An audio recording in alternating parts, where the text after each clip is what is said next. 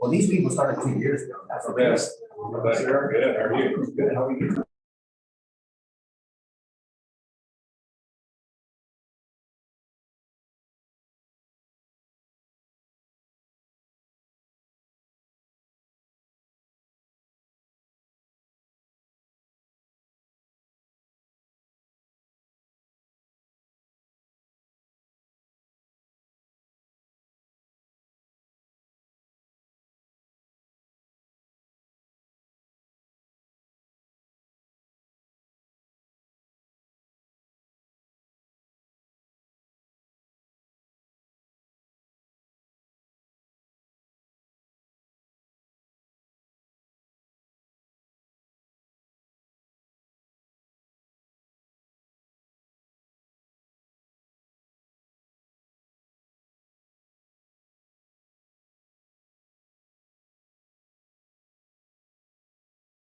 I just got it. Okay. Good morning. You're looking at Mexican, there's Mexican, right? So he's a good, he's a great person. I had them minimized down here. They're on this flash drive. If you want to sit with that over there.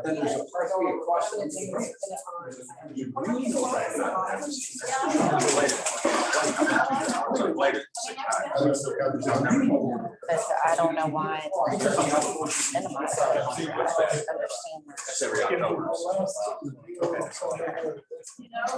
Yeah, that's not like. We need this light on. I would.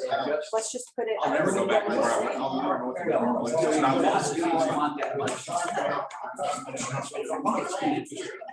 Because I was good. Our second meeting is Zoom slide here, which is a big that's something else to start doing. Sit there, it's just not in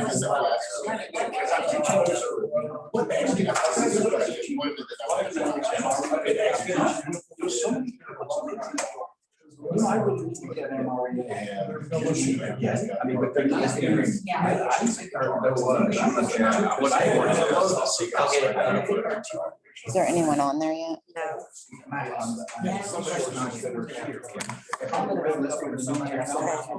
Your laptop. I gotta go get my. I'm gonna go get on and make sure I can hear. Yeah. You've put that in there.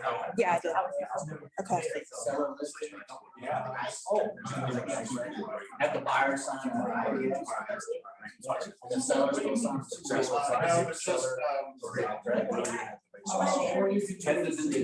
was the one face in it. Brilliant in the faces.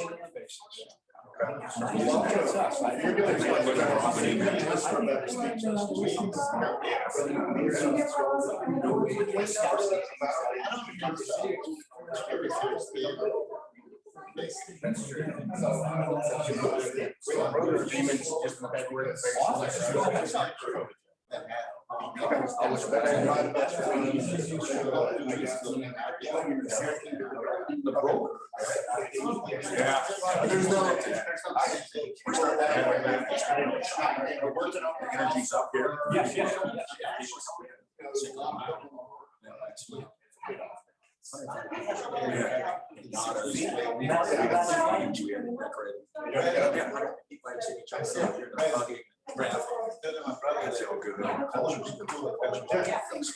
Some of the people would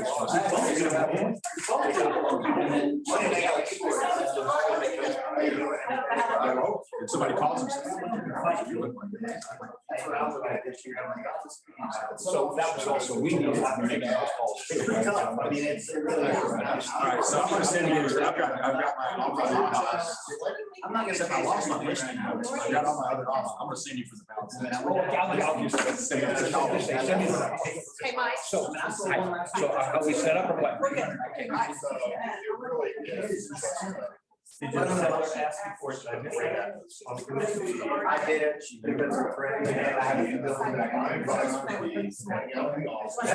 And my district really too. Some of these things are good.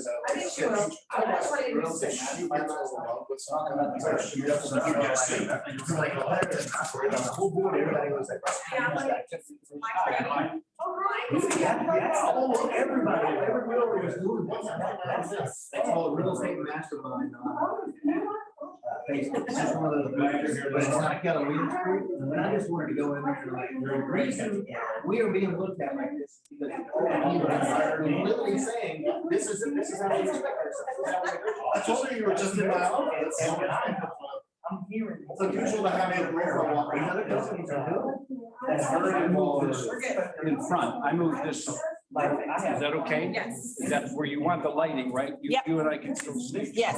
And So, you know, I have 4 things we're gonna pop up. got it. Yes. And so particularly one of them, the path to the 7th level, probably when you get it up, it's gonna need to expand. Okay, let me check something really quick. Yep. Okay. 7th level. Wall chart. Oh, this guy. So there's, by the way, we're gonna do all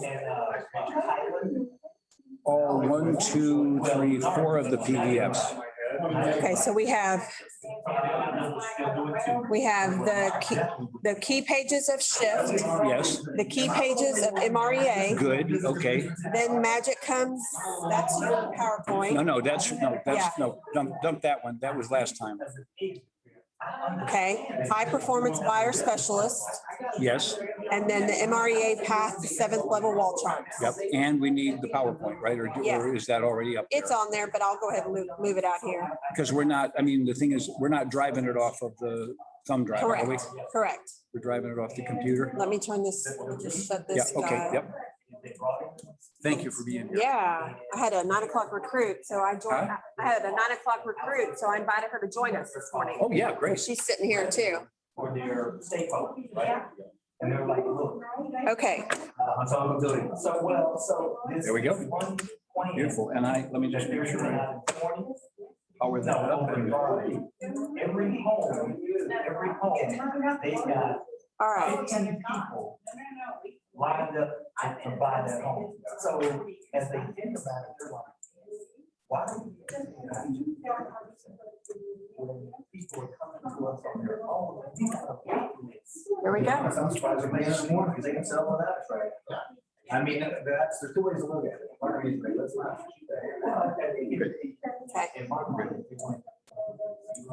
Okay, I'm gonna get on my. You're taking a breath. It would be my mission for the rest of my real estate career to figure these houses out. I need to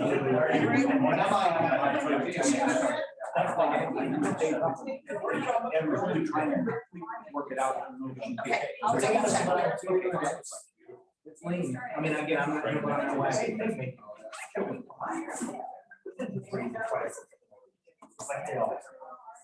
Yeah, I don't. Well, they say that that's the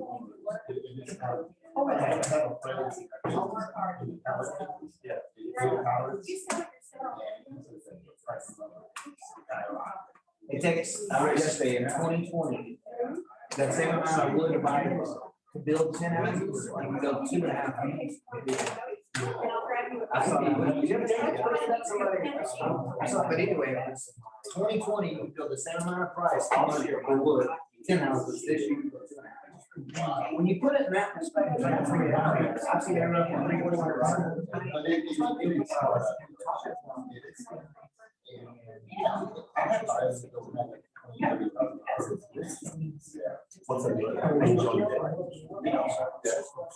I was having someone say they're still contingent. He's like, I'm not taking over, I'm ready.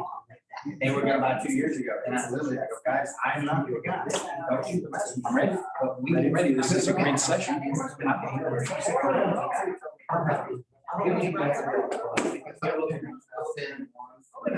I was like, what are you doing?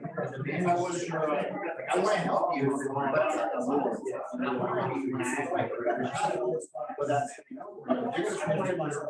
right. If you want to be here,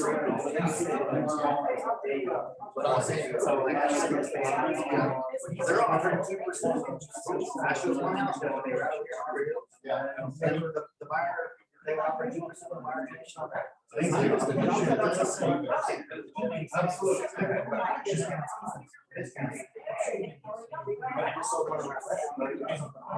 I totally could. But, you know, we can have, introduce you to one. We can be. Or figure something out.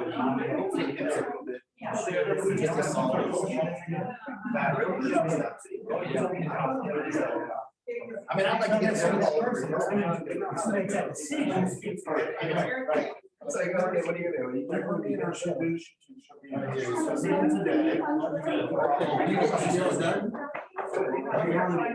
you getting some, are you getting some bills done?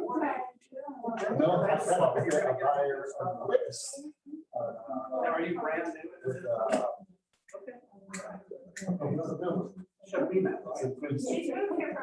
LGI. Friends of the art, not for. How are you doing? Doing well, how are you? See you. Excellent. Do you have a better connection? No. She's on the list. Oh, you're not there yet. I got 3% on one in November, I guess, right before that is, that's gonna be done. Well, now, it's supposed to be done next month. But like, I was on the last one, and I was pissed because they did it to me on race price, I was arguing. And I was like. Oh, yeah. How long is that?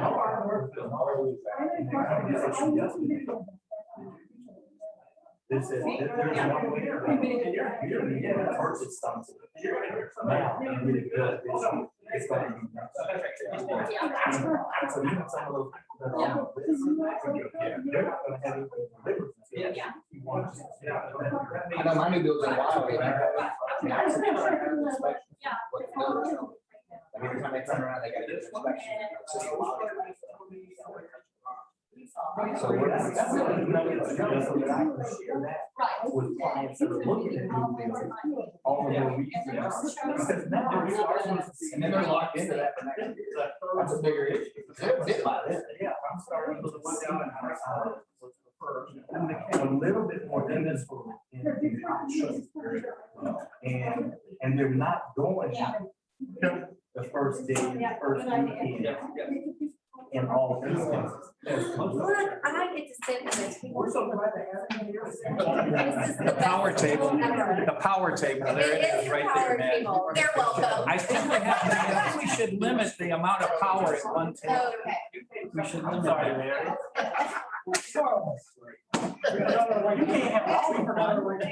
I don't leave it today.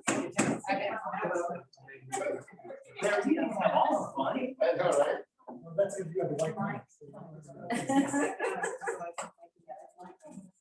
How are you guys doing?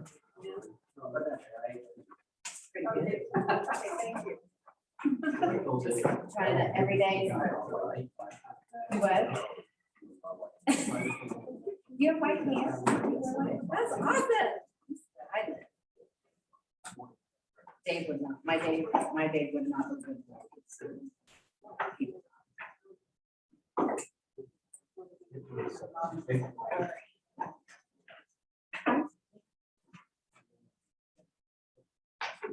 Oh. She graduated. Law degree, that's amazing. That is amazing. Love it. I love it. I love it. That is amazing. Yeah, was that at LST? Okay, okay. Where is it? Is that in Hey, Jay. We should like to be first on the list. because you have 3 girls.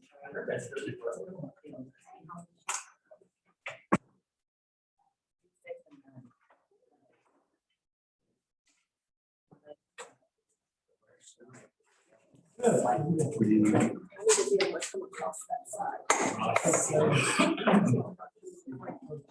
that what? So that I'm not coming in front of you. A little staying alive. To do what? I'm gonna grab this and then when you need. Wait, the microphone, right? I need the Yes. microphone. That's here? Yep. Okay. You good as far as, you think the sound is good? It's on. So we coordinated. We might want to do one. We didn't mean to, but we did. That's college. Yeah, so. She went to UNT. So, yeah. Morning, Kim. Hey, how are you? So, Ready to go? yeah, so it's. We're recording, right? And we're live? Okay. Let me know when.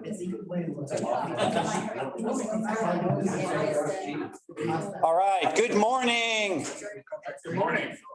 How we doing? Good. Good to have you here. Thank you. The next hour and a half is going to be a very exciting time. Glad to be here. It's interesting. I've been very blessed in my life. And, over 30 years in this wonderful real estate business. I love the game. It's competitive as can be. It's tough. It's the toughest entrepreneurial business, I think, is in the country, right? And I've worked the last 10 years building master networks of business to business referral group, and wrote a book with them called 5+1, the Entrepreneur's Formula for Success. So I've really had a chance to study a lot of locally owned, locally run businesses. And real estate is still the toughest one to play, but the one with the greatest potential, right? That's it. And that's what I want to talk about today, right? Today is a day of potential. For some of you, you're at different points in the path. And those of you who are watching over Zoom, welcome, by the way. So there's really probably kind of three levels of people who are going to be with us today. Some are just brand new and starting, or early in their career, maybe in their first year, and it's going to feel like drinking from a fire hose, because I'm going to deliver the highest level of wisdom there is in this business and strategy. The other is that people that kind of they're getting it, they kind of get a solid business, but they're feeling a little stuck, and I'm going to show you how to unstick. Right? How to take it to where you really want it to be. And then some of you are already building an MREA business of some substance. Maybe you have other members on your team, administrative or buyer's agents or whatever. And so for you, this is going to be a good reminder in the wisdom that we put in the MREA and Shift books that you can use and employ in your business, right? Kind of a checkpoint. This will be a checkpoint for you.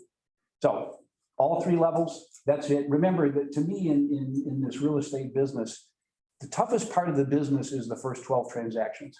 The toughest challenge in real estate is your first 12 transactions, because you're learning a very complicated business. We're going to talk about those foundations in a second. And we did last time when we talked about magic comes in threes. So that's the toughest part. Then the next challenge is getting where you can do 20 or 30 transactions a year, a couple a month, right? Once you get there, then what we're going to talk about today matters a lot to you, because getting the leverage that will allow you to be more productive personally can get you to 50 to 80 to 100 transactions without adding any other producers on your team. That's with just administrative people and systems. You can get to clearly 100 plus. Then if you really want to go big, right? And that's what Keller Williams has always been supportive of, not encouraging of. No, we're very much dedicated to the individual real estate agent doing great service on their own, right? So even though we wrote the book on how to build a quote MREA business, and a lot of people associate that with teams, we're really not inherently advocates of teams, right? We just know if you want to do that, it's a choice you have, and there's a way to do it right. And then of course, we even take it bigger in expansion. So the number one agent in Keller Williams last year, Ben Kinney, $18 million commissions, 18 million in commissions with whatever he has, I don't know what, 16 places across the country, something like that, but he's taken the expansion. So, and that was always Gary's vision, that you could go not only MREA in your local business, but you could open in another market with your systems and wisdom, and then you could go and expand it beyond that. And people like Ben have taken that on. So that's the high end, right? But all those things are potential for all of us. And I can tell you that in my experience, your future is not determined by where you have been or where you are, but where you intend to go. And today is a day about intention, right? Where you might be able to take your business career. And I want to honor you who are here listening on Zoom or here in person, because you're taking time out of your schedule to get a bigger perspective on your real estate practice, right? So whether anything I say today is immediately applicable or it just opens your mind to potential, either way, you're putting the time in. And as Gary Keller said, and I know Mike and Dick endorsed this, the best people in real estate are learning based. They take time out of their schedule. It's never convenient. to go to training, to build their skill, to get better at what they do, to increase their knowledge, all of that. They do that, right? So, and you're doing it. So I want to honor you for that. So let's dive in. When Gary and I first got together in 1996, I had been a divisional president for Century 21 for 7 states out of Dallas. Before that, a regional director up in Rochester, New York. And I watched this little company growing out of Austin. And I said, man, if I was inventing a real estate company, it would be like that, not like this big corporate brand driven company, Century 21, which was #1 in the world at the time. I said, it would be like this company Gary Keller's building. Agent focused, training oriented, really smart about the economics so that you could have agents keep most of the money and then still have profit that you would share with the agents. It was just what an amazing and brilliant idea. So it was kind of neat when 4 years later, I got a call from Mo Anderson. She said, Gary and I'd like you to be on our team. And I got to do that. And Gary and I got to start to build Keller Williams University. And in it, the reason I kind of tell that story is that in it, the first 6 courses we built were business courses, because Gary and I both knew that the best real estate agents needed to treat their work, their professional practice, not as a job, but as a business.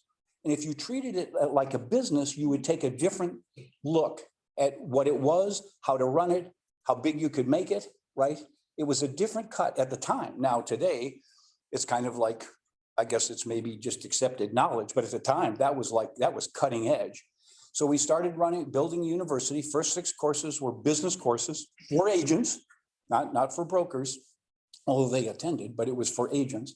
And then we started doing masterminding, and we started doing mega camps, and we built a little book called The Remarkable Real Estate Sales Business Game. Remember that, Mike? The Remarkable Real Estate Sales Business Game. That was what we called it. It was a little pamphlet, or a booklet, actually, spiral bound, that we would hand out at every mega camp. And every mega camp, it got thicker. And there was more wisdom and more information and more things we were learning from each other. And then that was the foundation for writing MREA, right? And in 2002, we said, we're going to write a book that changes the real estate industry and makes Keller Williams famous. And we did. And that's the book. So what I want to do today is kind of review the fundamentals of what we put in that book, because it's really interesting to me. I've done over 220 Zoominars across the country in the last year during the COVID time. And I'm amazed how many agents haven't read MREA. Most of them haven't read Shift. And those are the 2 fundamental documents on the whole real estate business. It's astounding to me, right? So I'm kind of going old school and bringing back the fundamentals. So here's what we want to do. Let's take a look at this. First of all, the main understanding is it is a business. Your real estate practice is a business. When you treat it like a business, you take a different look at it and you think more systematically, more analytically, and bigger. It's not a game. A lot of people come into real estate and think they can make it on personality and enthusiasm. No, you can't. It's a skill-based profession. It's a knowledge-based profession. You have to become competent at the profession, right? It's not just that kind of energy game. So it is a business. Number 2 is it's your business. And a lot of people sort of think once they start building kind of the MRA team, it's about everybody else. It's about their staff and their customers and their clients. And it's kind of a nice, maybe altruistic way of looking at it. It's not how it works. It's your business. It's Keller Williams. Gary Keller is the driving force behind this company, a person. It's Ben Kinney and Associates, a person, right? And because this is a very personal business, people remember people do business with people. So I just want to say you have every right in the world to go for your business, make it your business. Right now, what happens is when you make it yours, you serve others. Right? It's not the other way around. It's not like, oh, I want to serve others and therefore I can build this business. No, it starts out with your goals. So you are its primary asset. This is important to remember. That's why you are here, because you're increasing the value and the strength of your asset. You're the asset. You're the intelligence. You're the wisdom. You're the drive. You're the guidance. You're the accountability. And so take it very personally. I can just tell you how much Gary Keller was clear about it building the greatest real estate company in the history of real estate. He was very clear about that. And Mo Anderson was very clear about her role in that. And I love the creativity of it. When Gary asked me, when he did career visioning, and we called it Get the Book at the time, and he said, what's the one thing that has to show up for you in your next career move? And I said, I want to be involved in a worthy mission. Isn't that interesting? I'm a mission guy. I mean, for me, it is not about the money. I want to get paid well for what I do, but I love being involved in a worthy mission, and Keller Williams is a worthy mission, and doing what we're doing today is a worthy mission. So it's yours. You are the brand. Make this really clear. So many people try and kind of name their business. And if you have, okay, it's all right. You can still make it work, but they do a generic name, like Century 21 is a generic name, right? Or Prudential, it's a corporate name, or was. Berkshire Hathaway, Compass, But the thing is that people remember people. And Ben Kinney, started out as homesforinvestment.com. That was what he was up in Bellingham, Washington. And about 15 years ago or so, as he started to expand, he changed it to Ben Kinney and Associates. And I asked Ben, why'd you do it? He said, because here's what I've learned. People do business with people. Even if they're not working with me, they want to know there's a person who's driving this company. There's a person that they can relate to. Oh yeah, I do business with Ben Kinney and his team, right? So I'm just saying, and by the way, it's your reputation. Make a big note of this. A lot of people think the industry has changed because of technology. In my experience, it has not. Technology always gives you tools you can use to do the right things better, but it doesn't change the industry, because real estate is still a local business driven by three things: relationships, reputation, and trust. And that hasn't changed over the years. People do business with people they know. People do business with people they like. People do business with people they respect. People do business with people they've been referred to, right? So it's all about the whole game. We always used to have this little thing we'd make people memorize, and it's my success in real estate will be in direct proportion to the number of people who, when they think of real estate, think of me. We call it mind share in the book.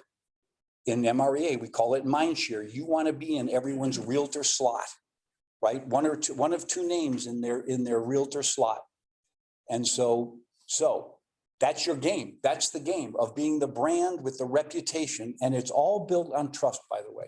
The thing number one, that's what we learned when we had the session we did here on why list with me, right? Mr. and Mrs. Soto, there's really three reasons to list with me. One, you can trust me. Two is I will answer all your questions. And three, I will protect you all the way through closing. You ready to go? Right, it's that simple. It's all based on trust and relationship. So important, understand it. What do you bring to the business as a business? You bring the vision, purpose, commitment to service, commitment to standards of service, commitment to this is how real estate is done, and this is how I do it. And if you're working with me, this is how we do it, right? It's that commitment to a vision. And we're going to be the biggest real estate company in the world. That was Gary, Mo, and my vision when we started working together, right? To be the real estate company of choice. And then here's a big key, put a star by it. You hold it accountable. Gary Keller says the biggest strength of a business leader is accountability. It doesn't mean you beat people up. It means you have standards and you hold them to it. And when they aren't meeting them, they know. And when they are meeting them, it's high fives. But accountability is the name of the game. And it comes from also accounting, right? Which means you keep track. And we always used to say that feedback is the breakfast of champions. You keep track of your key numbers and you watch them, and what you watch improves. So it's about accountability, and accountability to providing great service, productivity, getting more done in less time. And of course, since we're in business, it's profitability, right? So just understand these kind of fundamental wisdoms. It's really important. And there's a path, right? And the path goes like this. First, you have to master the fundamentals. Again, as I said, people don't understand how complicated real estate is. You've heard me say it before when they would ask Gary, they'd say, well, it's not rocket science. And you go, oh, yes, it is. Done at the best level, at the highest level. We say on the front of the book, The Millionaire Real Estate Agent, it's not about the money. It's about being the best you can be. And if you're going to be the best you can be, then you master the fundamentals. That's where your competence comes from. And here they are. We covered this in Magic Comes in Threes. So I don't want to be overly redundant. One of the things that Mike and Dick made a commitment to bring me here for these 5 sessions, and this is the 4th of 5. And the next one in 2 weeks is called Gaining Financial Independence. And so we've covered some of this before. So I don't want to be redundant, although repetition is the mother of mastery. So I'm not apologetic about repeating things, because I remember once Gary stood up in front of a mastermind and was going on one of his monologues, and Steve Sheffy, remember Steve Sheffy, raised his hand, and Gary said, "Yep, Steve." He went, "Gary, you've been telling us this, like you've told us this like every time we're together." And Gary said, "The truth hasn't changed." I love it. So it's the repetition. By the way, it's why Linda McKissick said, "I've been to career visioning 12 times. Here she is, one of the #1 agents, or the first person we knew at the 7th level, where she owned a team, and she was doing 350 sales a year, and she had 4 admins and 5 buyer specialists and 2 listing specialists and a manager. She wasn't even managing it. And she did all that in 8 years. And she said, "I've gone to career visioning 12 times. Others say, "Oh, I've already had that course." I love it. The people always say, "Oh yeah, I already read that book. Oh yeah, I have that course. You know, I've gone to that course." And you go, "Yeah, but are you implementing it? Are you doing anything with it?" I mean, so the repetition is key. I just want you to know, when it comes to the repetition is the mother of mastery. So if you're going to master anything, then you engage in repetition, right? Just have to hit one golf ball, right, Mike? And we got the game down. One good shot, that's it. Yeah, it's all it takes. So by the way, so this is the area, just we get clear on this, that there's knowledge. We have to know the legal side of this business. That's why having a broker right handy is so important with that ongoing training. Financing, we need to know, not delegate that to our mortgage officers. Yes, approvals and applications and processing and underwriting, of course, but not the knowledge. The knowledge we have to have. And then appraisals. We know how to evaluate properties. We know how to do really good CMAs. We know how to make a home worth more. I only want to repeat that again, because a lot of agents, again, think they can skim it. But this is a business that has deep knowledge. You know, there's a wonderful book out called Deep Work. And it says the success at anything involves doing deep work, going underneath the surface and getting down into the details and the nitty gritty. So then there's the skills. And of course, #1 skill is finding and attracting business, lead generation. We'll talk about that in a second. Making effective listing presentations. That's what we talked about in Why List With Me. And by the way, I just want to say one of the educational assets of being in business with Dick and Mike and Lori and the people here is that they're creating for you your own library. So every one of these sessions we've done has been videoed. And I really highly recommend, if you're working on your listing presentation, go watch Why List With Me. It's powerful. If you're working on your goal setting and planning, go on the Getting What You Want. Go and rewatch that. It's really good. So, and then negotiating, of course, and that's using the Y4C2Ts to get about a meeting of the minds. And then attitudes, of course. And I think that we started every book we ever wrote with how people think. And I think high achievers in this business think with intention. They make things happen. They get things done. They have goals. They have sub goals. They have a 135 and a 411, and they are people of intention. #2 is they follow the teachings of Martin Seligman, who began positive psychology in 1998. Stood up in front of the American Psychological Association as its president and said, we've been spending decades studying mental dysfunction and mental disease. It's time for us to really focus on mental health and mental performance. And out of that came a whole movement called positive psychology. And I highly recommend, by the way, a website called positivepsychology.com. And it's about positivepsychology.com. And it's about all the latest things we have learned in both neuroscience and in the study of psychology on what makes mental performance go positive. Right? And out of it comes a wonderful book that my wife Gina put me in touch with called The Happiness Advantage.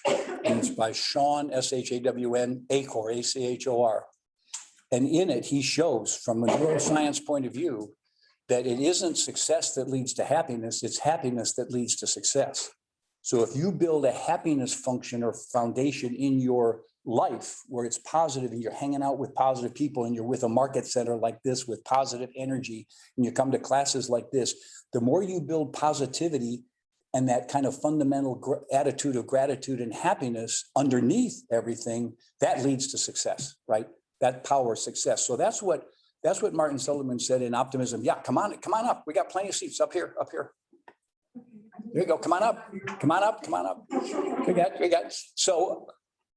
So by the way, an optimism means that it's what Martin Seligman has said is the opposite of helplessness. People who are victims, people who feel helpless, feel they can't make a difference in their lives, can't catch a break, no one treats them well, right? They're stuck.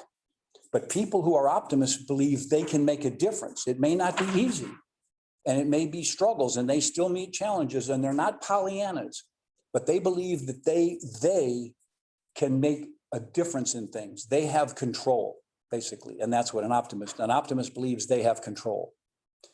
And then finally, resilience. And we talked about that in Magic Comes in Threes, the building of a strong mental attitude, the ability. We are in a profession with lots of things going wrong, right? I once had an agent say, the neat thing in real estate is you get a lot of appointments and you get a lot of disappointments. And so things go wrong. They do. People let you down. The other agent doesn't do what they say they're going to do. People don't tell you the truth. Things fall through. Clients get angry with you. I mean, things can go wrong, and people can judge you. And so you have to have that mental resilience, that mental toughness to stay in this game. And as Linda McKissick said, even in the idea of lead generation, you get more no's than you do yeses. But the only way to get to yeses is through the no's. So you just go ask for business and the answer doesn't matter, right? You're just going to get yeses and no's and you're working your way to the yeses. That's an important attitude though. See, because if you get knocked off by the short-term failure, Gary Keller says you fail your way to success. And I think that everybody who succeeds at a high level has been through more failure than people who don't. We just have things going wrong, right? And you have to have that resilience. So there we go. Master the fundamentals. Then remember this, it's the 3 L's. And that was an important part of the book. When it really said, this is clear. The first thing first you master the fundamentals. That's what we get paid for. That's our competence. All that knowledge, skill, and attitude, that's our competence. And competence leads to confidence. So once you have the competence down, now the question is, what is the game? The game is lead generation. That is the whole game. We say in the book, MREA, there's 2 businesses. There's the technical transaction service business you provide because of your knowledge and skills.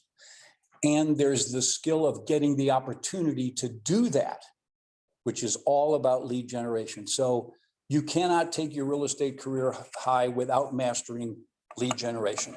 And then focused on listings, because listings are what give you the reputation in an area, particularly if you go hyper local and really focus your energy into a tight geographic area so that if you take 10 listings, they're not spread all over Plano and Dallas, they're in a neighborhood. And if you have 10 active listings in a neighborhood, you're the go-to person. That'll lay the foundation for the rest of your career. And as Mike Ferry taught me, he said, the name of the game of real estate is real easy. List a home, tell the world you listed it, sell the home, tell the world you sold it, list another home. There it is, 5 steps. Well, but see what we miss on here, and I've tell you, I talked to an agent the other day on a seminar, and he was talking about, having kind of like, I know they used to call them pocket listings, but he's called it dark market listings or something anyway, where he would find a listing and get it up and then he would get it sold kind of without hitting the MLS. And I went, oh, and you're really proud of that? And he said, well, I got it listed. I got it sold fast. Yeah, I said, but you got no marketing opportunity. You couldn't get just listed, just sold cards out there. You couldn't get any marketing that would attract a reputation to you. You did get the home sold though, good for you, right? So one of the things we say is, listings are how you build your reputation locally. That's why they're so powerful, right? So you become very listing oriented. That is why List With Me is such an important seminar. And then leverage, and we're going to talk a little bit more about today. And leverage is where you get more done through other people. Again, Gary Keller says no one succeeds alone. And when you learn, and it's the 6th habit of the 7 habits of highly effective people, right? Stephen Covey's famous book, 7 Habits of Highly Effective People. Habit 6 is a 1-word habit, synergize. Everything you do, do it with other people and through other people. That's what makes Keller Williams so powerful as a company. We're a company of synergy. Every level of this company is based on people supporting each other, providing the tools, the systems, the support to do things together. Even though we take individual responsibility for our success, we still gain and do it together. So leads, listings, leverage. It's a big trio. And then finally, put a star by this one. You bring the rain. We talk about, mega agents being rainmakers. You must master bringing the rain, the lead generation part of it. That is what your value proposition is. And if I know a lot of agents who start adding buyer agents and listing specialists, and they haven't mastered bringing the rain. So they're not providing any leads to these people. And so they get disappointment and people leave. But one of the real value propositions you have for eventually building a team of people under your brand is that you're bringing leads to it. That's what they get when they're with you. They get business opportunities that they wouldn't get on their own, and you're a master of it, right? Again, a lot of agents try and skip that step, particularly the conversion part. Okay, bring in the rain, marketing and conversion. Now, here's the little known secret of running a great business, installing systems. Michael Gerber, we took a lot of wisdom from him. The E-Myth, the entrepreneurial myth, the E-Myth, and the E-Myth Revisited. And in that book, he said, the secret to great business is orchestration. That you take the nature of the business, the flow of the transactions, how you generate it, how you convert it, how you meet with it, how you service it, how you make that service excellent, how you fulfill that promise, and then how you follow up with them afterwards. All of that, he said, needs to be systematized. And we say that systems are the ace of business. And what that means is that it's anything that is repetitive in your business. You want it done automatically, that's the A, consistently, that's the C, and efficiently, that's the E. So systems are the ace of doing great business. And Keller Williams is built on systems. A lot of people don't understand. There's a lot of things that people do not understand why Keller Williams is the #1 company in the world. It isn't by accident. And it isn't by marketing, by the way. We don't spend any money on marketing as a national company. We don't market our brand, not a dollar on brand. Our agents are the brand.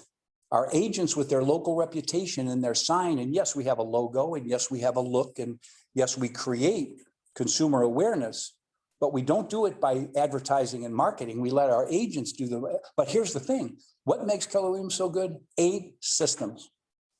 Dick and I teach these in franchise systems orientation. There are 8 systems that are installed in Keller Williams, and no other real estate company has as good a system for each of those categories of systems anywhere in the industry. None of them do. And so they are the ace of what makes Keller Williams so powerful, including its vision and its commitment to agents, but still it's the installation of systems. So you want to look at your business and say, where can I install things so that things happen automatically? Linda McKissick had this wonderful thing. We learned from her a lot as she was growing. She had in the old days before digital, she had a filing system. And the filing system was divvied up into 4 compartments. It was a file folder with 4 compartments.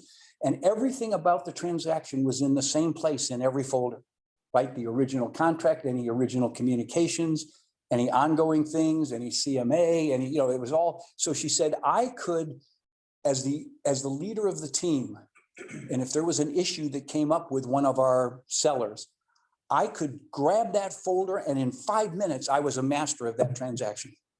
Even though I'd never met the person, didn't know what went, because everything was in the same place in that file, and I knew where it was. What an amazing system, right? So again, databases are systems. I mean, the database is the engine that drives our lead generation.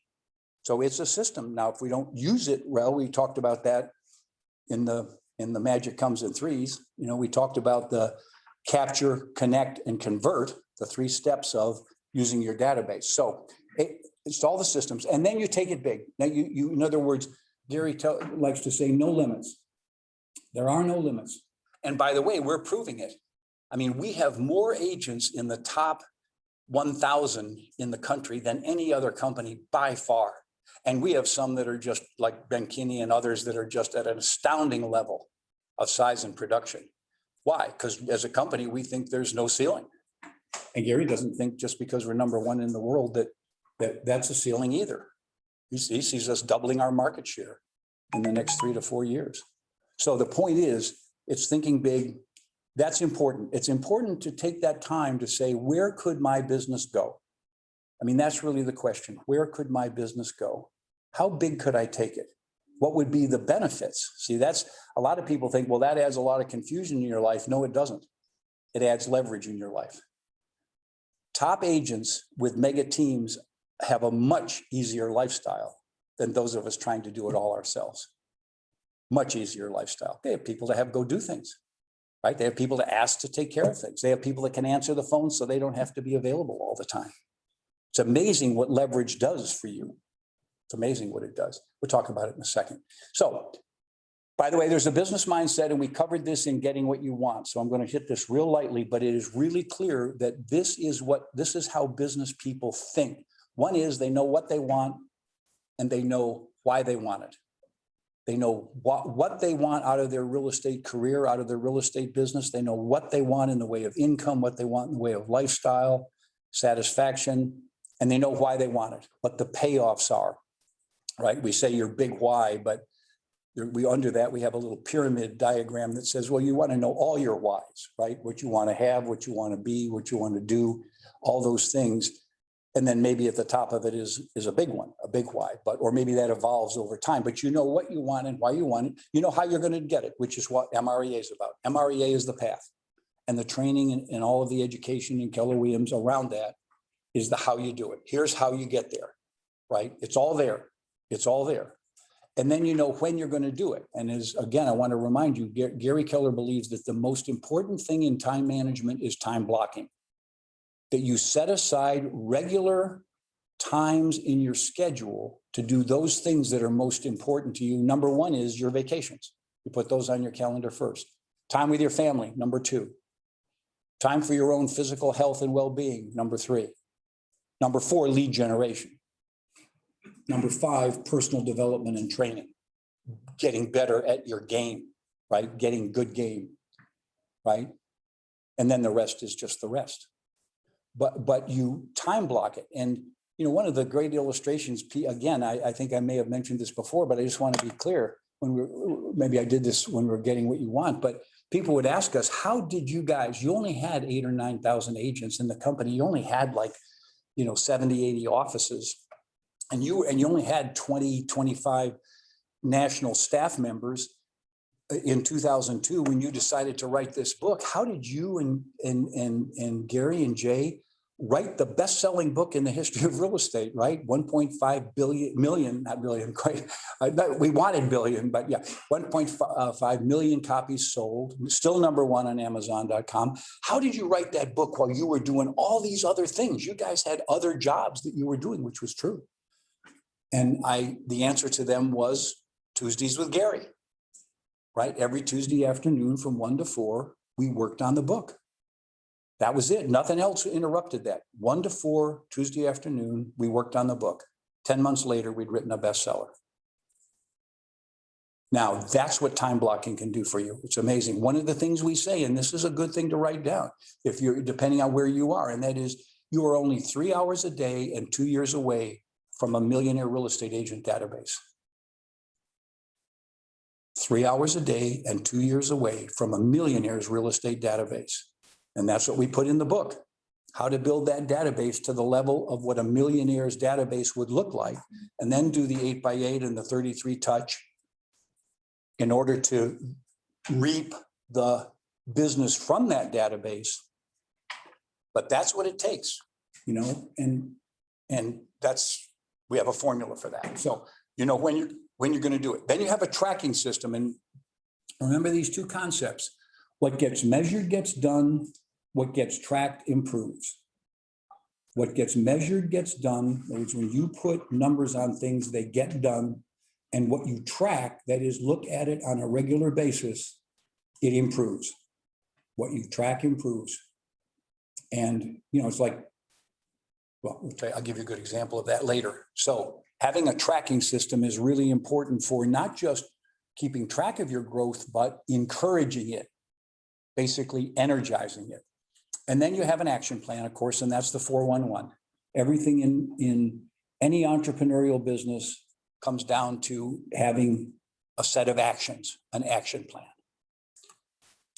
Now, a lot of you are taking notes, and I'm glad you are, but I'm also going to give you a way that I'll send you all these slides like I did on the last ones, right? So if you write me, dave@kw.com, Dave, DAVE @kw.com, I'll send you all these slides plus 4 other documents that we haven't gotten to yet that I think you'll find helpful in guiding your thinking about taking your business bigger, right? So anyway, Dave@kw.com, send me your 3 ahas. So you have an action plan. And then you have an accountability system. Gary Keller says, I built this company on accountability, consulting and accountability. He said, I hired consultants that I trusted, and I did what they said. And he said, here's my 3-step process for how you build accountability into your life. One is find a great coach that's credible and you have a good connection with, and they have wisdom about where you want to go. In other words, they're credible. Number 2 is pay them what they charge. Whatever it is, pay it. Don't negotiate it, pay it. And then 3, do what they say. There's the hard part, do what they say. And I remember this, Mike knows this because he was around the business, but in the early 90s, Keller Williams was struggling. I mean, Gary had reinvented the company and become number 1 in Austin, but trying to expand it to other markets, oh man, it wasn't working. We were losing money, big money every year. He kept funding it out of the profitability of his local Keller Williams office, but we were losing money, and we had operators. Mike, probably one of the hardest decisions Mike had about joining Keller Williams were the 3 offices we already had in the Dallas-Fort Worth area. Remember them? Very well. They were so bad, weren't they? When Althea, I was at the time, I was the launching OP broker of record top 8 for Dallas Preston. That's where we. No, that was before you joined. I mean, that was after you joined. Well, I told Althea, we need to build a flagship because of everything around it. So when you're also going to be at my interim regional director, and I want you to close the one in Euless. I want you to do owner in Denton, and the other one was already closed anyway. But that was, it was fun. No, I mean, it was really, no, it was. It is. I remember when Marcy Barton, I don't know if you remember Marcy, she was my number 1 owner in Century 21, came into me one day and said, Dave, I'm not renewing my franchise this fall. And I went, really, Marcy? What are you going to do? She said, I'm going Keller Williams. I said, that little pyramid company down in Austin, look at the bad offices they have up here. You want to join them? She said, I learned more about the future of real estate from Gary Keller in an afternoon than I've ever learned in Century 21. That was interesting, right? So the interesting thing was Keller Williams was not doing well. That's my point. I'm going back to what Gary says about accountability. So his coach, Bain, had a coach, Bain, and Bain said, Gary, you need leverage. He said, you have big ideas and you have a great plan and it's very inventive and you're a great entrepreneur, but you need muscle. You need someone to run this, who's there day to day and is consistent at implementation and tough at standards. And you need a CEO. And Gary said, okay. And he didn't have the money, but he hired Mo Anderson. And a year later, Mo hired me and we started building, we had muscle on the team. So understand that Gary practices what he preaches. He practices what he teaches. He doesn't preach. He practices what he teaches. And accountability is a big deal. That's why almost every one of our mega agents has a coach, a MAPS coach, or somebody because that feedback system, that person who is keeping you on track is a big deal. Okay, it's a big deal, not little. All right, so now there's an owner's manual, and we covered this a little bit last time, but I'm going to take the time, Lori, we're going to be getting ready there. The owner's manual are these 2 books, MREA and Shift. And they are the dashboard of your business, and they should be sitting on your desk next to each other, MREA and Shift. Go to MREA. And coil bound, so you can flip through it, and it looks real good, and you can see the wisdom. I'm going to share with you. What do we need? I'm going to share with you 2 documents that are outlines of the 2 books. So these are the dashboard of your business, and you really want to master these documents. So here's the MREA, and these are the magical pages of MREA. And that's okay. Unless you can expand, unless you can make it bigger, no? Okay, that's all right. That's all right, because you can get a copy of this. And so the point is, in here, we wrote this book to be read by entrepreneurs. We know you don't want to sit down and take a lot of time to read something, right? So this book is an easy read. It's an easy scan because there's a lot of white space and cartoons and charts and graphs and inserted quotes. You can skim through it, and the table of contents already shows you, it's a 4-page table of contents. So everything in it is right there for you. And I would recommend scanning the book once a week. Just scan it. Just flip through the pages and say, okay, what's relevant to me right now? Now, in there, though, we have some really highlighted ones. We have the whole how an MREA thinks. We have all of the section on how to do your database. Your database is your business. How to do that, how to do the 8x8s and the 33 touches, and all of that is there. And how to make that database drive you, how to show that you are 3 hours a day and 2 years away from a millionaire's database, okay? And then we have page 196 to 203, 7 pages that really shows you the whole path to the 7th level. 7 pages, all of the leverage, all of who does what, all the way up, and then some really good kind of, overall Gary's energy plan and the steps to achievement. So let's go to the next one. So that's one book. And then the next book is Shift. And Shift, see, MREA is strategic. It's a business book. And Shift is tactical. It's the really pragmatic ways. In fact, for a new agent, I would recommend they read Shift first. And they get the overview of MREA, but then Shift tells them chapters 4 through 9 and chapter 12. Those are the key ones. The other ones are about, we wrote it that way because the market was shifting dramatically in 2007, 2008. So we wanted to have something that was relevant to people. We said the 12 tactics of top agents in tough times. That was the subtitle. So that's what we wrote, but it really is the whole game. Chapter 4 is the best thing written on lead generation. Find them motivated. And then chapter 5 is the best written on lead conversion, converting leads to appointments. And then getting sellers to price it right and stage it right, and buyers to make the kind of offer they need to make, that whole section. And then chapter 12 is about bulletproofing the transaction. So anyway, I'll send you this. I'll send you both of these. If you haven't got them already, I'll include that in just send me your 3 ahas and I will get that to you. Let's go back to the PowerPoint. Thought that would show up. No, we're gonna have to skip through. Huh? We're gonna have to skip through. Okay. Oh, there it goes. Yep, put it big. Okay, whoops, can't go to that?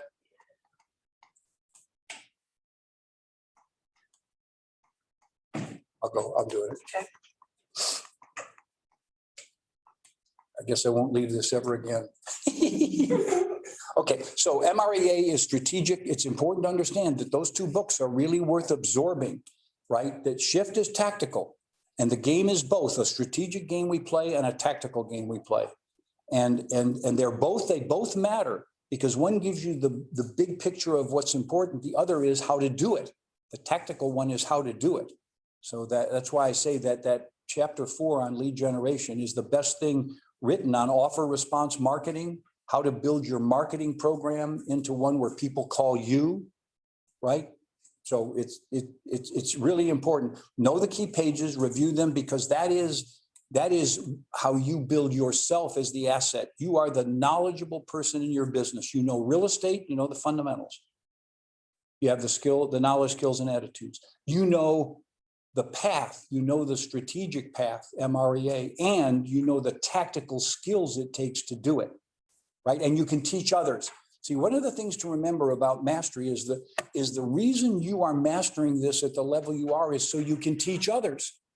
Because you're going to build a team of people around you and they have to get they have to do it your way and they have to get it. And you have to master how to teach it. You got to know it. So memorize the business wisdom, copy the diagrams.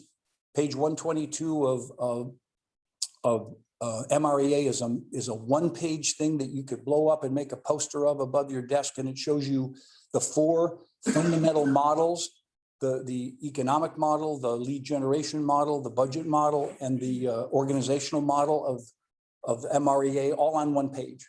It kind of just sits there in front of you and kind of in a daily guide you.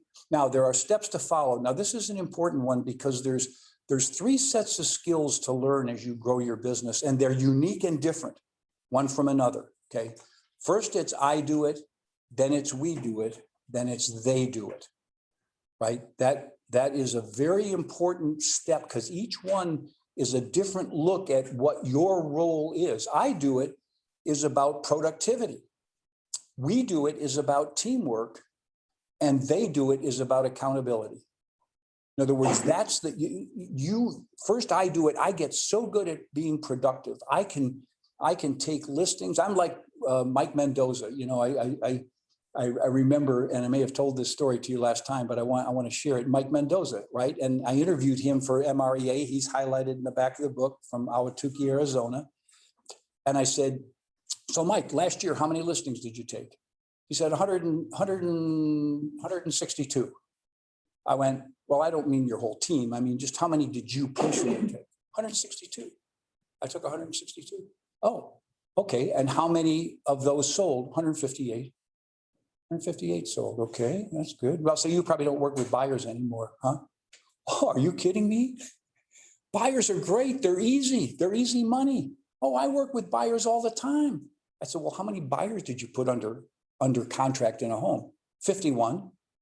I said, you took 165 listings and put 51 buyers under contract in a home? I said, wow, that's a lot of work. He laughed at me. He said, Dave, I play a lot of golf. He said, I go to all my kids' athletic events and I have dinner with my family every night. But when I'm working, I'm working. Isn't that interesting? So personal productivity can be at a very high level. I really believe agents try and get help with production too soon. If you get administrative help, you can go to 200 transactions like Mike or 150 combination listings and sales without leading a workaholic's life. And I think that's the role model to me he gives of productivity. Now, once you get there, now you can teach again. And I'm going to say a mistake. I'm going to get to it in a second about the mistakes agents make, Buzz. They don't master efficiently working with buyers. Then they try and hire buyers agents to work efficiently with buyers. How do you train somebody to do something you didn't learn to do? Right? I mean, that really, I mean, it's, you go, no, you have to master how to efficiently work with buyers. How to do what Mike Mendoza does, which is take a buyer from first meeting under contract in a home in 4 to 6 hours, 4 to 6 hours of personal contact time. And that's how he does it, right? So productivity, it's a big deal.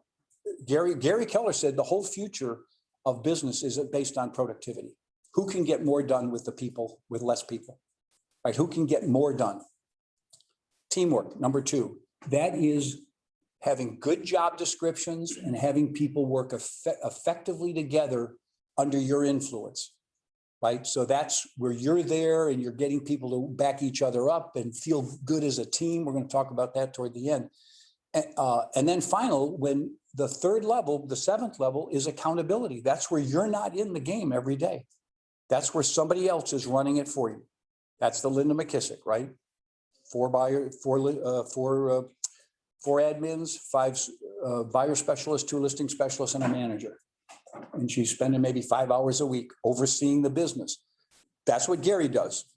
Gary has now thousands of people working for him, but thousands of even staff members, and the whole game of success in our company is accountability. Yeah, so productivity, teamwork, accountability. Now, here's the next thing to me that's a secret, and that is a focus on dollar productive activities that we really know. Gary Keller calls it the 20/80. He writes about it in the one thing. And that is, we really know which of our activities really makes the biggest difference. What do we get paid the most to do? And then how do we do more of that? And the answer is then we get leverage for everything else. So we do the 20% that matters the most, that we get paid the most for, because we get leverage to do everything else. That's the understanding. And what it does is this, it increases your dollars per hour. And anyone I consulted with, I asked them to calculate their dollars per hour. And that's an important number. Remember, what you track improves. So if you on a monthly basis keep track of what was my net income? In other words, commissions earned minus expenses, including cost of sale. So what was my take-home pay before taxes? Don't get taxes and savings and investment complicated in this. It's like if you had a real job, what would your salary be? Right? That kind of thing. So it's your take-home pay before taxes. That's the dollar amount that you earned from the business. And you divide that by the number of hours. And you should be keeping track of both of those things. Those are the two assets you have. Other than your own talent and your own wisdom, the two assets you have are money and time. And so what you do is you take your total money for the month and divide it by the total time you spend. And it would be good to be keeping track as accurately as you can. This isn't meant to be some, audited thing, but keep track of it. And here's the thing, for a lot of us in our career, though, that number will be negative sometimes, right? We'll have no closings this month, and yet we'll spend a lot of hours. And maybe we'll spend money, we'll lose money.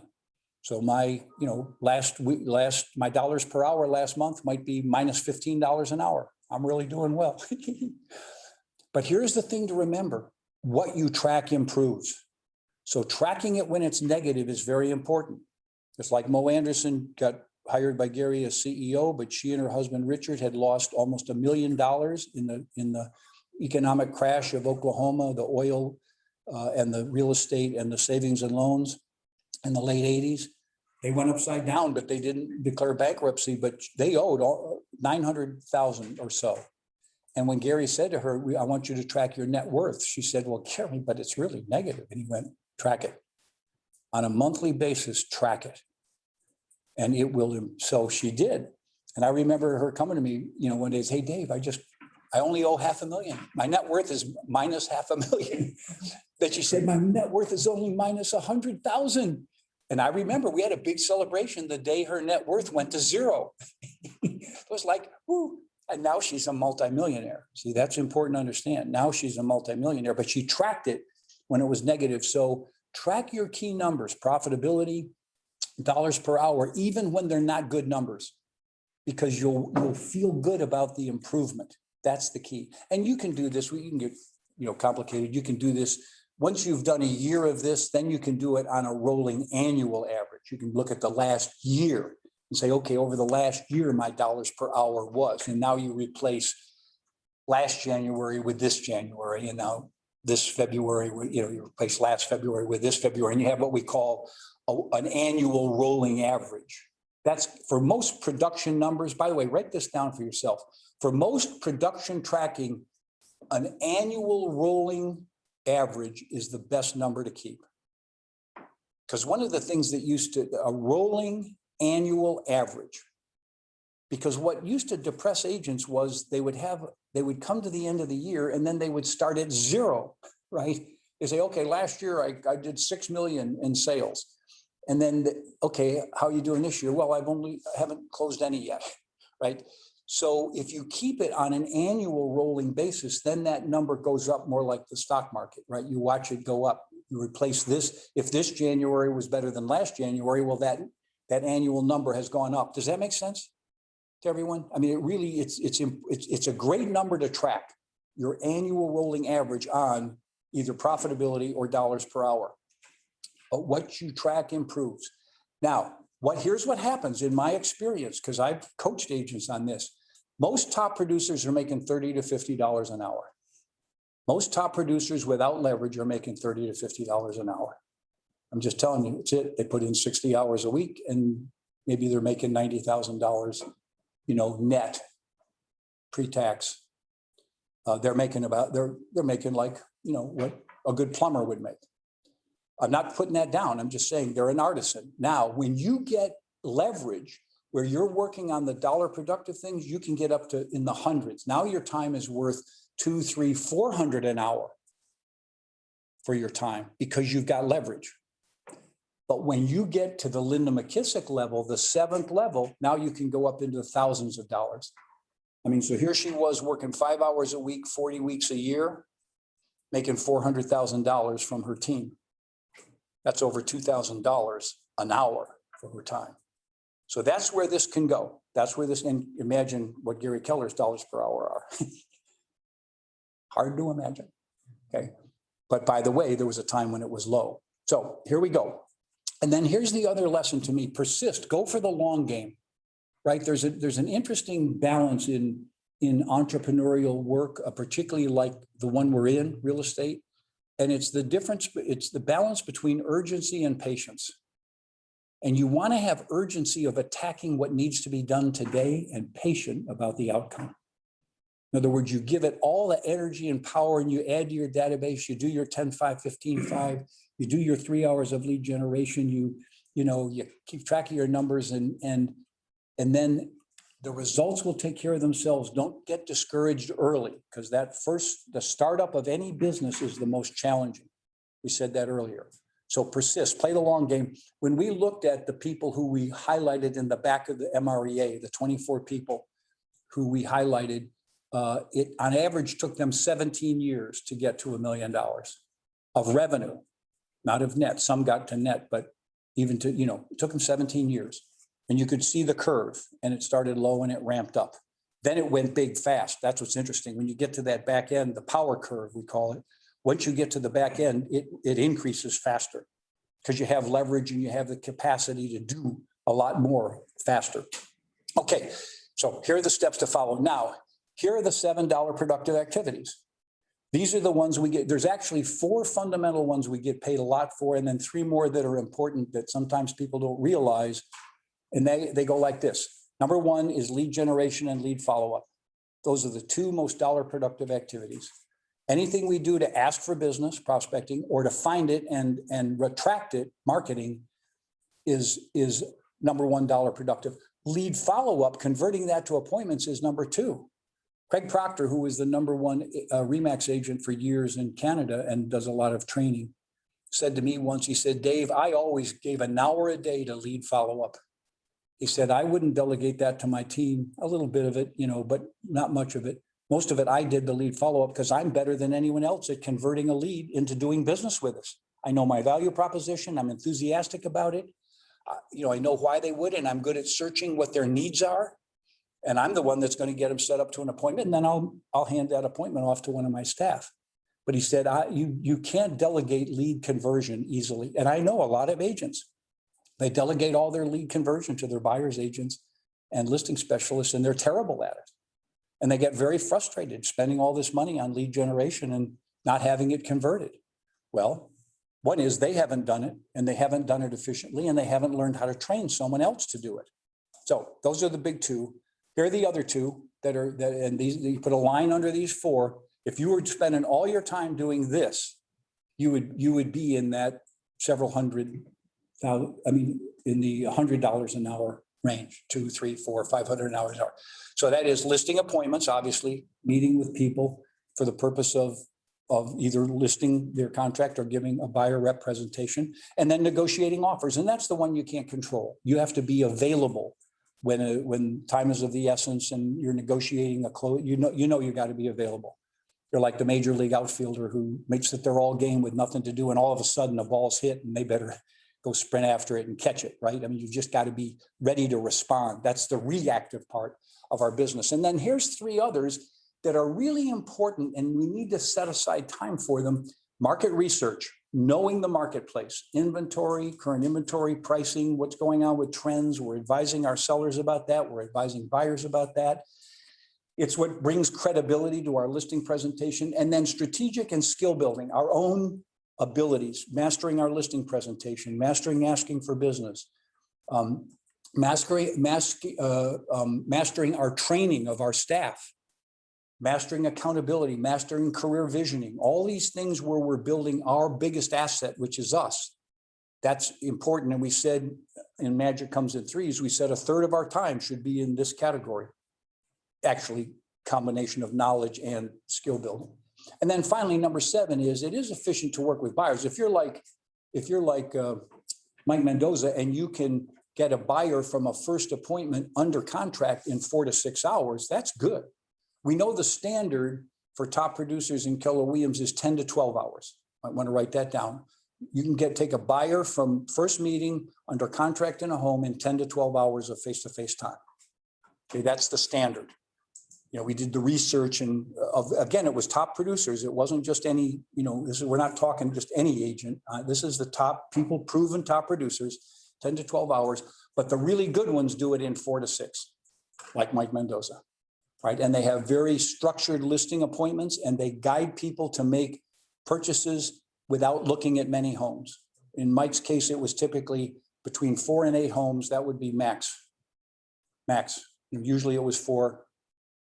70% of the time it was 4 homes. They'd buy one of those, or it was another 4 and they'd buy one of those. So there's a skill, there's a set of skills. This isn't a skill building session. So those are the $7 productive activities. And that's what we make sure everyone on our team is focused on doing, and particularly ourselves. Now, here are the 5 big mistakes that I find agents make in building a MREA business, particularly as you start to add other team members. Okay, so there's a lot of people, and when you're with a great office like this one, there's a lot of leverage you can get right from the staff that the office is providing for transaction management and database entry. And so one of the neat things about powerful Keller Williams offices is you have leverageable assets around you you can use without hiring somebody. That's a big deal, by the way. That's a big deal. No other company has that. Not like we do, where you only pay for what you use, right? And it's there for you.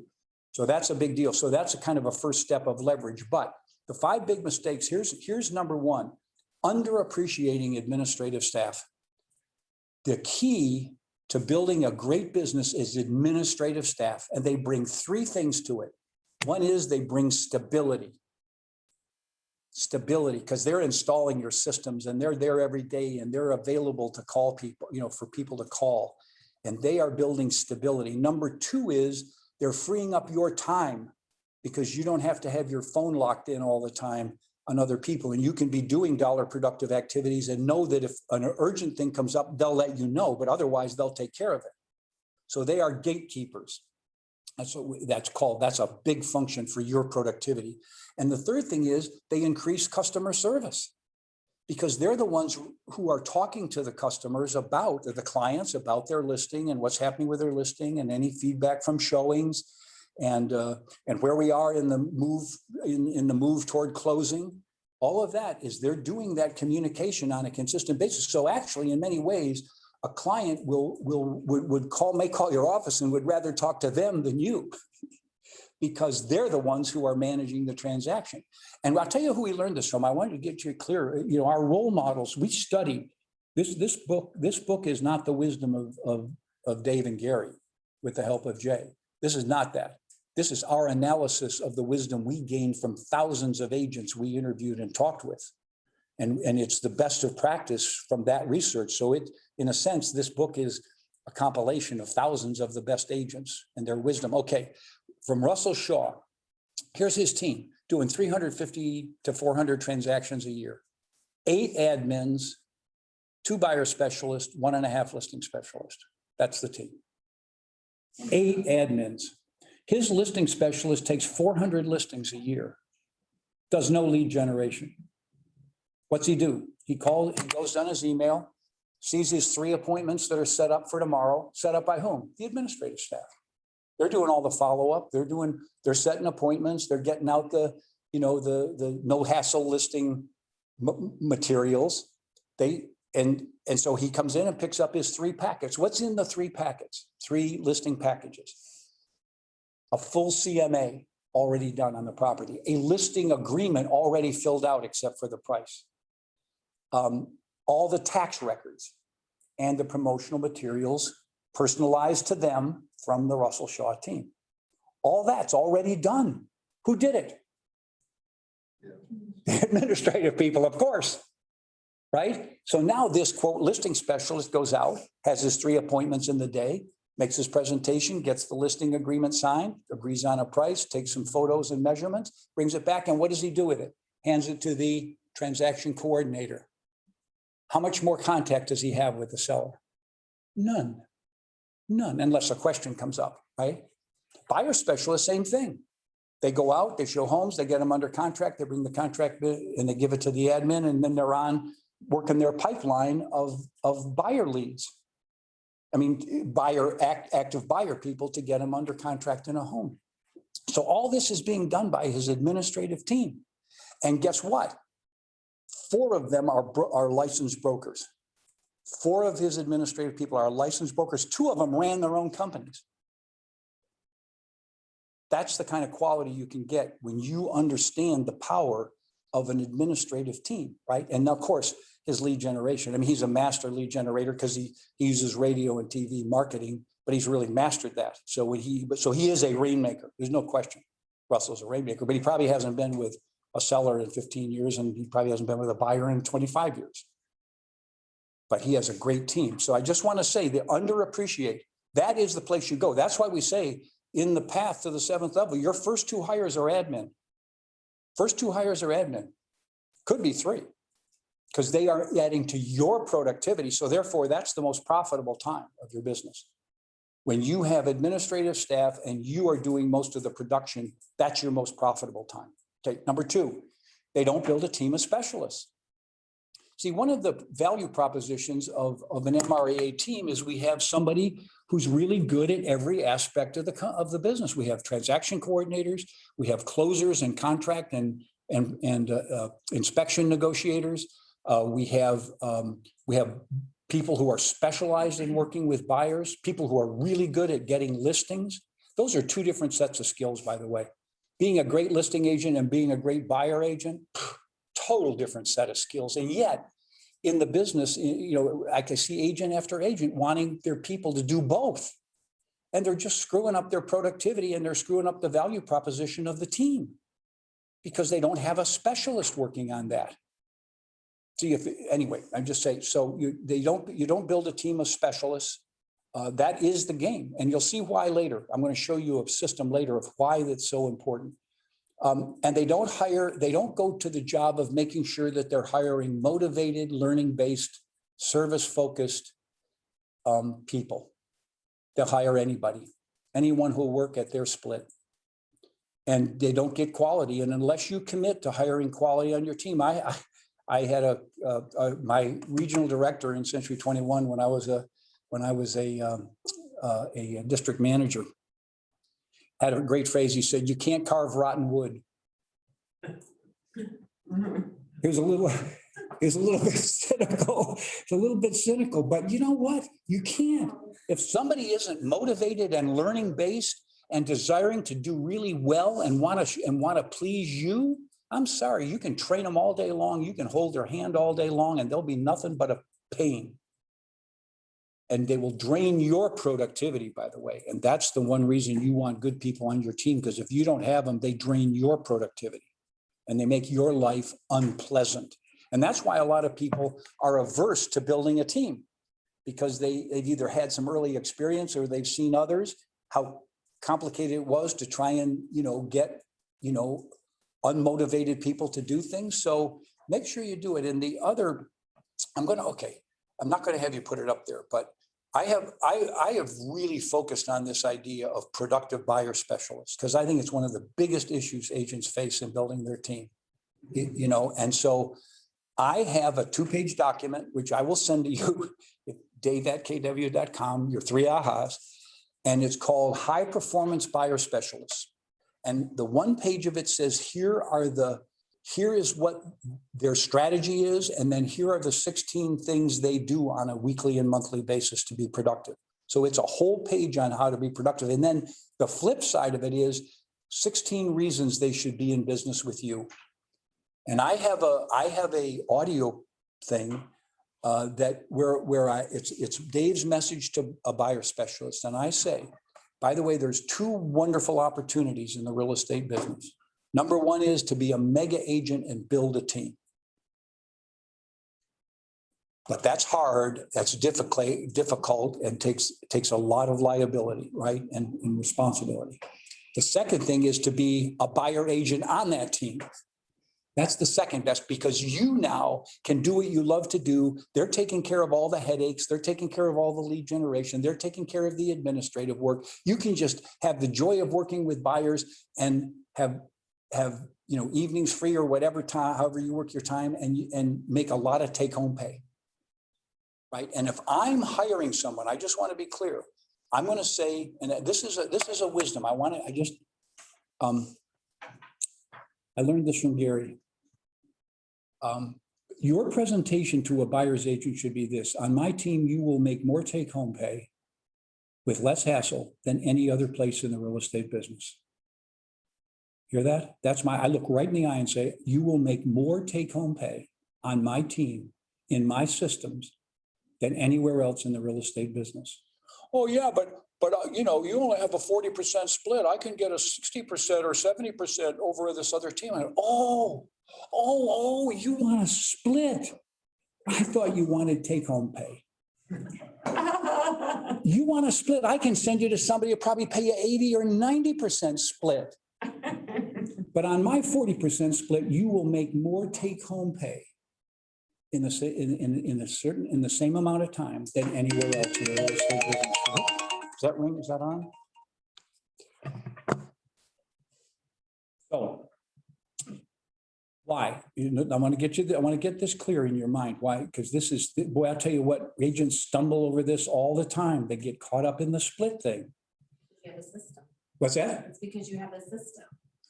Thank you. Well-taught. Thank you. You don't have a system, you don't have a lead generation engine, and you're not a trainer. See, part of what they get when they work with me is they get me as a trainer. I'm going to make them successful. I'm going to teach them how to do it. I'm going to show them how to do it. I'm going to hold them accountable, right? So they get administrative support. They don't have to have any of that. They get leads, maybe appointments, and they get a coach that makes them great. That will make them so much more productive. But listen, Gary Keller said this. He said, Dave, you want people willing to succeed in your economic model. I went, oh, what do you mean, Gary? Well, he said, you have an economic model and then you recruit people to that. Don't change your model to fit them. And then I realized that's the company he built. Think about that. Keller Williams, the greatest real estate company in the history of real estate, the biggest in the world. And what happens? Our owners take all the liability, all the risk. When they started up, it probably, what, 300,000 to get this office started, 400, huh? Before any revenues coming in at all. Long-term lease, staffing, equipment, build out. Okay, the owner takes all that responsibility. Yeah, why? Yeah, they're looking at each other going, what the hell did we do? Yeah. So if they'd have known, they wouldn't have done it. So no, but listen to this. They take all that risk, that ongoing liability and responsibility. And then if they have a month where they make a profit, what do they have to do? Huh? Share half of it back to Keller Williams for profit share. As Gary Keller said, if your attorney reads our agreement and recommends that you sign it, fire your attorney. Because they're not bringing you, this is all written in our favor. But if you get this system, you'll make more money here than you will anywhere else. And I've done the research, that's true. Keller Williams owners, compared to any other national company, make consistently more money, even though they give away half of it. Isn't that astounding? So the thing is, do not apologize. Here's what I want to say. Do not apologize for your economic model. Don't. Set it up to make it work. Make it work for them. I guarantee you, you will make more money here, more take-home pay working with me than anywhere else in the industry. You can make that promise. Now, here's the next thing. I have no idea why the most disciplined people on earth do not make other people be disciplined. I mean, the top agents are the most disciplined. You show up when you have to, not when it's convenient. You get back to consumers when they call you. You get the service done. You go the extra mile. You hold yourself accountable to going to training and learning the business and all that stuff. And then you bring someone on your team and you let them go willy-nilly. Why?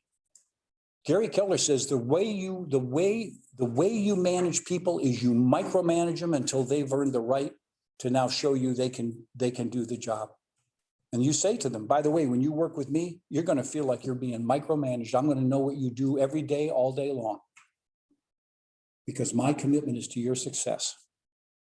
And then when you've shown me you've got the discipline and the strategy and the willingness, then I'll let you go on your own, right? I mean, I'll let you go more on your own. But we bring someone, oh, you're so good. We give them all this front end praise. You're going to be so good. You're so wonderful. Yeah. You're going to show me my systems. You're going to make my business more organized. I'm so glad to have you on. And you go, really? You're going to expect that of somebody that hasn't proven themselves yet? I don't think so. Hold people accountable. And then here's the big one. We don't hold ourselves accountable to profitability. There's a model. It's in the book, 30, 30, 40. 30% cost of sale, which is an average of what you pay other producers on your team. 30% expenses, administrative technology and all that, 40% to the bottom line. And we have agents that are taking 50% to the bottom line. And we have others that aren't paying attention. They're barely making 10 or 20%. So the thing is, you get accountable. Dick? The really interesting thing for me on this was when you look at that pay, 30, 30, 40. Yes. That's the team makeup. The whole thing. The individual agent makeup at the 10 to 12, $15 million is something like 20, 30, 50. Yes, in other words, that's right. Profit margin is higher. Yes, because they're doing more production. Yes. Yeah, that's so wise. Interesting. No, it is, because that's what happens. And that's why you don't transition over to paying other people for production until you've got enough size financially to be able to do that and still take 40 to the bottom line. That's exactly, but listen to what Dick said. Yep. Because we count all the money that you keep for yourself is the 40. So it's not like you're paying yourself as a listing specialist and then making a profit. You could, that'd be another way to look at it, but we say, no, just keep it this way. When you get big enough, you can do that. Okay. So here, by the way, and these are the systems that drive the MRIA. One is that you are very focused on goal setting. So you do the 135 and the 411. Number two is, that your database is your business. And the neat thing about Command is it has all the marketing tools, the 8x8, the 33 touch, the 12 direct, all social media marketing, all those tools are right in Command. What a neat thing. That wasn't there when we wrote the book. I promise you that. People had to invent those things and share ideas with each other. That's all now. It's all sitting there, right there for you to use and personalize to you. And then production tracking, right? It's all right there in the Command system. All those things you install. A monthly profit and loss statement. And if you could pop up the chart to the 7th level, see if we can get that up. I just want to show this to you. So one of the things that we believe is that effective job descriptions are what drive a great business. When you have a job description that makes it clear what people do, right? What each of their responsibilities are on the team. So Gary Keller is a person who always makes things better. Everything he touches, he makes better. He insists that it get better. Our books are as good as they were because Gary wouldn't accept it until it was ready to go to press, right? I mean, he's a very critical thinker. We say he's the most black-hatted optimist we know. Right? He believes anything is possible and everything could go wrong. And we could get called on mistakes, and so no mistakes. So see how big you can make that. So is that, It's showing pretty blurry on Zoom, but I'll try to make Is it? Well, okay, let me just tell you what this is. So, okay, yeah, put it right there for now. So what Gary said as we came into Mega Camp 2000, he said, Dave, we keep telling people they need to build effective job descriptions, but we're giving them no guidance on that. We give them a few 5 or 6 priority things for each position. We need to get to the detail in this, or we're just winging it. And we got to do the analytic work. We believe that we were the ones that had to do the heavy lifting of analytic work in order to consolidate things and get it back to pragmatic people to implement and use. Well, this path to the 7th level wall chart is amazing. And again, I'll send it to you, right? Dave@kw.com. But what we did was we went out over 3 or 4 months and worked with our top agents, and we built, I think there's this. Does it work? No? Okay. No, that's not PowerPoint. Huh? You're not on PowerPoint yet. No, I'm trying to get the little red light to show up. Yeah, that one doesn't have. Okay, all right, okay, so go to the top, just go to the top for a second. Okay, so what we did down the left-hand side, and you can scroll down now, are the 172 tasks of a real estate agent. Keep going down. 172, actually, when you keep going all the way to the bottom. Keep going. Okay, there we go, stop. So when you're, by the way, when you're a solo agent, you only have 161. So it's just a really easy job. So by the way, this isn't a bad thing to show for sale by owners or anyone else who wonders what you do. So there's 161 tasks that you need to do to be successful in real estate, and 172 once you start to add people to your team. Okay, so the neat thing is, and so what is this? Well, up and down here are on the left-hand side are the 172 tasks divided into 7 functions, like working with buyers, working with sellers, marketing, goal setting, transaction management. Anyway, they're all organized. You'll see them on here. And I have this, I'll send it to you in a spreadsheet so you can actually cut and paste and do things with it. Go back down to the bottom. So what we have is under each category, I'll tell you what, you can go to the top. You can go to the top, go to the very top. So level 1 is just you. Level 2 is you and an admin. Level 3 is you, an admin, and transaction coordinator. Then you start to delegate the buyer side. And then level 5, you start delegating the listing side. And level 6, you're there as the CEO. And level 7, you're like Linda McKissick. You're the owner. You're outside. You've hired a manager, a CEO. What we have under each of these is if there's a letter that shows up, then that person owns the task. And the P's and X's stand for this. It's the 20-80 rule. If it's a P, it's a priority. It's a 20%. If it's an X, it's an extra thing that needs to get done. It's not a priority, but it's there. They have the ownership of it. So for every person on every level, we have created for them their 20-80. And so a P is a priority, an X is an extra. Go all the way down the bottom again. If you would, Lori, down the bottom. And the neat thing, what this shows you is, like when you're by yourself, you have 161 tasks, of which 50 are a priority. When you delegate 70 of them to your first admin, which is why that's such a powerful step. And you have 103, 46. And you go all the way over, and what you notice over here at the 7th level is that your tasks have dropped to 33, of which 24 are priorities. But here's why mega teams can give such great service. Everything is done as a priority. Every person on the team, here's their tasks, but here's their priorities. Priorities are almost everything they do is a priority. Does that make sense? So what it says is one of the things this shows is that when you're a mega team, highly organized, and people know what they're doing, everything on the team is being done at a priority level, which is powerful. So anyway, I'll send that to, go back to the PowerPoint. If we can go back to the page we're on. Yeah. Okay.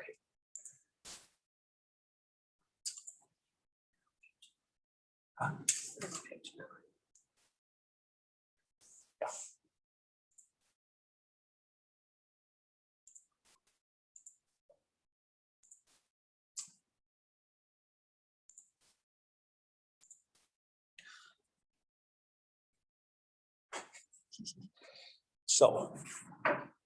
So that system is really, it's a way that you really build you know, the organization for your team.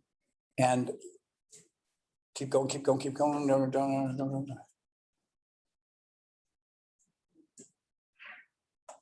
We'll work out a better system next time on this. Okay, accountability, go back one. Okay, accountability. So just understand that, you know, again, I think I said this in an earlier session, but accountability sessions are meant to help people be more productive. And an accountability session should only take 10 to 15 minutes. And as Gary says, if it goes longer than that, you're into therapy. You're into having people explain why they didn't get their goals done and what got in the way or the training they need. And nothing wrong with therapy and training, but it's not accountability. Accountability is a short, quick, usually stand-up meeting, and it says 5 questions. What were you trying to do? How did you do? How do you feel about that? What are you going to do now? And what could get in your way? So that's a 5-question thing. And simply by them answering it, it keeps them on track. Number 1, what were you trying to do? Your goals, 411. Number 2 is, how did you do? Your tracking system. Did you make your calls? Did you get the results? Okay. Next one is, how do you feel about that? Because we're in an emotional business. So we feel good, we do more of it. Feeling bad, we make changes. And then what are you going to do now? What are your new goals for the coming week or whatever it is? And then 5 is, what could get in your way? Okay. So let's just close with this. So here's the fundamentals of understanding the MREA book. Number 1 is master the book. Both books, actually, key models and systems. For you, create a very exciting vision for the future of your business and focus on personal productivity. First yours and then others. How is it we are more productive at handling a transaction? How is it we're more productive at asking for business? How is it we're more productive at showing homes? And then build a relationship-based reputation locally. That's the whole game. The number of people who, when they think of real estate, think of you. That's your database driven. Hire talent. All people on your team should be the same. We call those the soft skills, right? The hard skills are the technical knowledge of real estate. You can teach those typically. Right? Or you may get people that have some experience around real estate, they come in, right? But you can teach those, but the same you can't teach. And that stands for smart, attractive, motivated, and ethical. We say hire everyone who's the same. Smart means that they are learning-based and quick studies. They get it. That doesn't mean they're an intellect. It's not about intellect. It's about quick studies and dedicated to learning more. Attractive means that they're pleasant to be with. It's not a beauty contest. They take good care of themselves. They have a pleasant enough personality that you want to be with them. And is motivated, as Gary says, you can motivate somebody, but you can't motivate them. They need to be self-motivated. You can't carve rotten wood. It's one of those things. They need to be self-motivated, and they want to please you. And then E is ethical. And that's a standard you can't, you say, on our team, we tell the truth. We tell your truth. If you ever are fudging your numbers to me or say you did something that you didn't do, you're gone. You're gone, because trust is the key. So same. And then install a high performance team culture. Write this down. Act more like a coach and less like a boss. You're like the coach of a championship basketball team, because that's about the right size, 5 to 10 people or 8 to 10 people. And you recruit talent. That's what a college coach has to do. They have to recruit talent. They have to train them and get their skills up at a higher level. They got to get them to work well as a team, and they got to get the team to go for the championship, right? So install that kind of culture. We're good, and we're going for great. And then finally, I'd say, because this is the great opportunity we have, enjoy the game, enjoy the journey. Okay. Thank you. Thank you for being here. Any questions or comments? I know I ran a little bit long, and I apologize for that. Any comments, questions? Yes, sir. Good question. We heard of the rule of 5, and we use it quite a bit with our agents, the rule of 5. How does that relate to the dollar productive activities? The rule of 5 being lead generate, lead follow, 1 appointments, negotiate, and role play. So there you go. There it is. You just went through a bunch of the $7 by the seventh. productive activities. You just went through them. Absolutely. You know, the role play is the skill. So I would say that the rule of 5 is based on that list of dollar productive activities. Yeah, it's another way to look at it, but it's a great way. It's a great focus way to look at it because it takes it down to the activity level. Yeah. All right, 2 weeks, we are back here together, earning financial independence and passive income. Thanks for being here. All right, thank you.